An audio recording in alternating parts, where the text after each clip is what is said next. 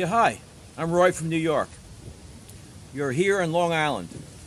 This is a follow-up to a video we did 5 years ago about some giant steel poles that our utility company constructed right through our community. Since that time, a lot has happened. The community protested, the town sued, some poles came down, cars crashed, and people died.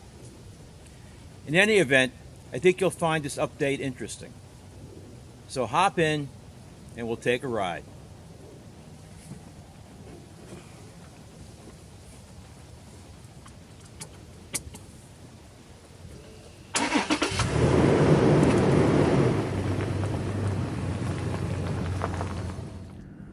Okay, we are on County Road 51.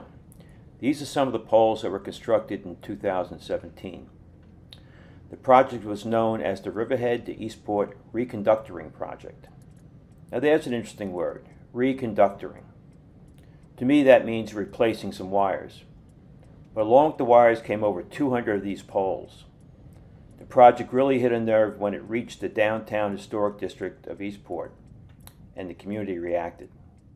Let's pull over and review a map of the project so we can see exactly what they did. Okay, this map shows the route for the Riverhead to Eastport Reconductoring Project. In 2017, PSEG constructed a new high-voltage transmission line from a substation in Riverhead to a substation in Eastport. The project included over 200 steel poles ranging from 65 to 110 feet high. Over 40 poles were constructed in the undeveloped area to the north through an existing right-of-way. Approximately 130 poles were constructed along County Road 51, which is a high-speed rural highway. Another 39 poles were constructed on County Road 55, which is a feeder roadway that runs through the Eastport Historic District. The poles are owned by LIPA, were constructed by PSEG, which operates the electric transmission systems in Nassau and Suffolk counties. This is a list of the agencies responsible for approving, constructing, and permitting the Riverhead to Eastport Reconductoring Project. The Long Island Power Authority authorized construction of the project. PSEG works for the Power Authority and obtained necessary permits and directed construction. The Department of Public Service is an arm of the Public Service Commission and oversees work by public utilities and allowed this project to move ahead. As the owners of the roadways involved, the Suffolk County Department of Public Works issued highway work permits for the construction of the poles in accordance with plans prepared by PSEG. In this case, the New York State Department of Environmental Conservation, the New York State Department of Transportation, and the Pine Barrens Commission played minor roles in the process. Okay, let's take a step back in time. It's 2017, and we are on County Road 55. We are entering the Eastport Historic District. These poles were put up a few months ago, and the community has had time to realize the impact on the area. They are angry, to say the least. These poles have triggered events. The residents have started to mobilize political forces against PSEG and LIPA and the agencies that permitted this to happen. In fact, up ahead there seems to be some sort of protest going on. Let's take a look.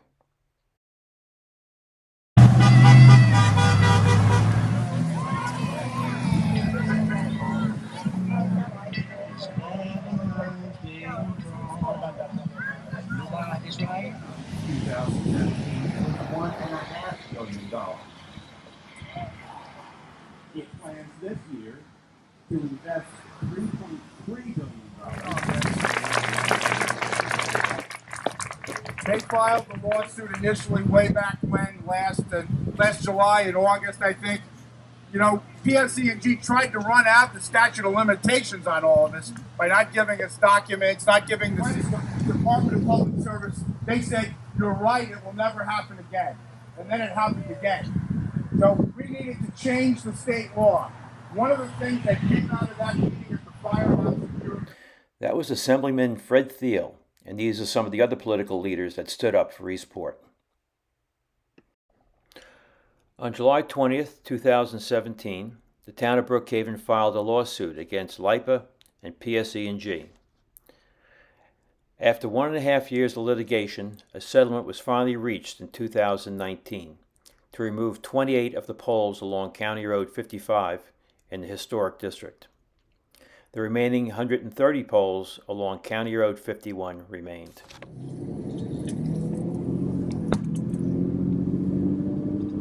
Okay, let's skip ahead from 2017 to the present and take a look at the road we just traveled without the monster poles.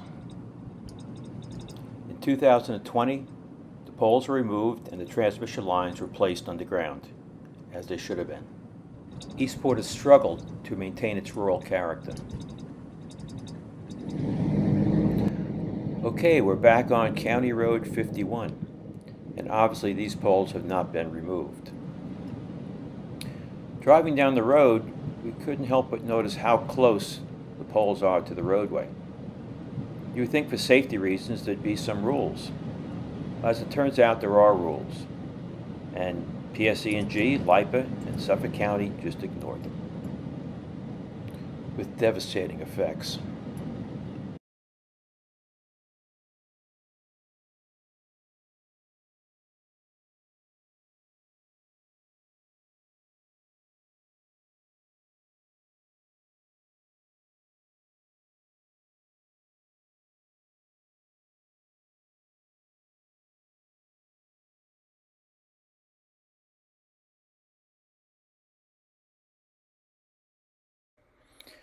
It's mind-boggling that this pole, which has been hit at least twice that we know of, has not received a protective barrier. In February of 2021, Newsday ran an article that PSEG and LIPA would be taking some action to make the poles safer. It's almost 2 years later, and nothing has happened. So who's responsible for putting these poles 3 feet from a highway? Well, LIPA owns the poles, PSEG built the poles, Suffolk County issued the permits for the poles, and the Department of Public Service oversees LIPA and PSEG. Most recently, the Department of Public Service wrote us a letter. This letter was encouraging. It indicated that the PSEG and Suffolk County DPW are working diligently to resolve additional engineering and design challenges. We assume they meant the safety of the poles. We followed up with a letter to Suffolk County. They indicated that they had no authority over the LIPA poles and referred our letter to the county attorney. This runaround with the Long Island Power Authority and PSEG has been going on for the last 5 years. These poles present a clear and present danger to the public. The location of these poles is in violation of both national and state guidelines. So let's take a closer look at what those are. This is a list of some of the guidelines and laws that were violated. This resulted in the poles being placed in a very dangerous location, 3 feet from the pavement. LIPA and PSEG were required to maintain a 26 to 32 foot clear zone along the roadway, with no utility poles in that zone. This is all explained in the engineer's report on our website. In its design process, PSEG should have accounted for vehicles veering off the roadway.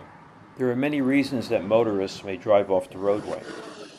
Weather conditions such as flooding, black ice, or snow, mechanical failures such as a blowout, being cut off by another vehicle, an accident with another vehicle, being hit by a deer, or avoiding an animal, falling asleep at the wheel, being intoxicated or under the influence, or a medical condition such as a heart attack or seizure. The design should have protected the motorists from these events, and it didn't. Okay, the ride's come to an end.